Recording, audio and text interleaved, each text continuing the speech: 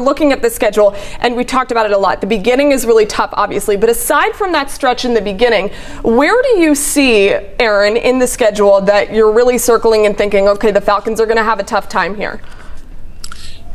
Yeah, I think it's really that October stretch of games where they're going to face a lot of teams that are just kind of bad matchups for them. I mean, the Cleveland, they're just going to probably try to pound the ball down the Falcons' throat. We know the Falcons have struggled slowing down that Bucs team. We saw the 49ers, have no problems really stopping the Falcons last year. And Cincinnati, of course, is a high-flying, potent offense that can put points on the board. And obviously they were able to use that to go to the Super Bowl last year. After that point, I think probably the end of the season maybe is probably the hardest stretch of games. I think they have a little bit of softness in the middle of the season.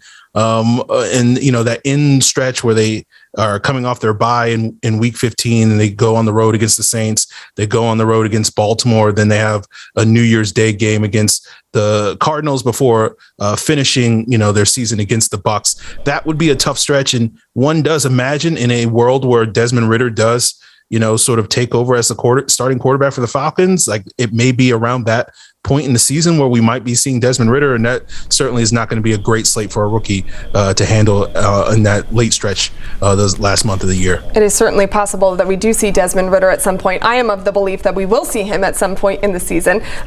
So excited to see how that shakes out. Let's get into the nitty gritty of what you guys think is the most interesting game or matchup on this schedule. Rothstein, I'll start with you. Yeah, I think it's Cleveland. And the reasoning is because of how the Falcons got to this point is largely because of the quarterback of the Cleveland Browns right now, and that is Deshaun Watson. The Falcons pursued Deshaun Watson. They interviewed him in March. They met with him. Deshaun Watson, of course, accused in Houston of allegations ranging from sexual misconduct to sexual assault in 22 civil cases. And I wonder what that's going to look like here in Atlanta, because he's from Atlanta. If he doesn't come here, maybe Matt Ryan's still here. Or if they don't pursue him, rather, maybe Matt Ryan's still here. Maybe they don't go full into their rebuild with taking on $62 million of dead money. So to me, I think that's just like this weird, intriguing matchup, because there's not an obvious revenge game on this schedule. Sure. There's not an obvious must-see matchup besides the Saints, but we see that every year, twice a year. Yeah. This is different. This has direct impact on the Falcons' immediate past, their present, and frankly the future of their franchise as well, because we all know had the Falcons gotten Deshaun Watson, I think that this entire roster would look different, and I think where the Falcons are in terms of building this team for the future would look markedly different as well. So the Browns that are in that AFC North gauntlet that we had talked about for sure, but what happens if Deshaun Watson is perhaps suspended and we don't get him here? Do you have another one? I know you said that there's really not a game that you circle, but is there one? Yeah, listen, San Francisco is interesting because Kyle Shanahan will be coming back here. And we love a Kyle Shanahan return. Exactly. And if my memory serves correct, he hasn't been back as far as being the Niners coach since the Super Bowl. But, the game I'm really interested in is that Chargers game because, and here's why, because let's just for argument's sake say the Falcons struggle in the get-go. Then they beat Carolina. Well, if you can somehow upset the Chargers and then you go to Carolina and then you face Chicago and you face Washington, you face Pittsburgh, and who knows what that quarterback situation is going to really be. That's your one chance, I think, on this schedule to really build something and get on a roll if you are Arthur Smith, if you are the Falcons. And to the point that you made, that Aaron made before about Desmond Ridder, the problem is if Marcus Mariota is still your starter at midseason and they do rip off a couple of those wins, do you at that point sit Marcus Mariota down just because it's the bye? Because say you win 3 or 4 in a row, or 3 of 4, or 3 of 5 even, that's a tough call if you're Arthur Smith and your team is buying in maybe to Marcus Mariota to get that Desmond Ridder shot. So I'm really curious to see what happens in that middle of the schedule, because that could really determine so much of that back end of the season in terms of maybe who the quarterback is. And a reminder, week 9 would be the Chargers at Mercedes-Benz Stadium. Aaron, same question to you, because I know you have an intriguing matchup of the year. What would it be?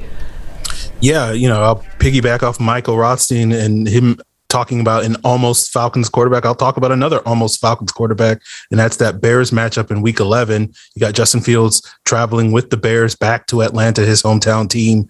And obviously there was a lot of intrigue around that 4th overall pick a year ago with the Falcons selecting Kyle Pitts and Justin Fields falling further in the draft and the Bears trading up to get him to be their quarterback of the future. And there was a lot of people thinking that the Falcons would go after Justin Fields and make that fit the right one. And so now you have a situation where, I think for the folks out there that think the Falcons made the right move by passing on Justin Fields, it wouldn't feel great if Justin Fields was to come into Atlanta and lead the Bears to a victory. I think probably when you look at this entire schedule and all the matchups, this is probably against the Bears the most winnable game for the Falcons, just because I think you could, maybe the Seahawks you could maybe throw into that argument, but I think those are probably the 2 weakest opponents, at least on paper, sitting here today on this Falcons schedule. And so it would be a tough look for the Falcons to lose to Justin Fields in one of their more winnable games this year. Oh, you brought up such a good point that I want to go on a tangent about. But before we get to that, I'm going to give you my most intriguing pick. And it's not really because I think the Falcons are going to be able to win that game,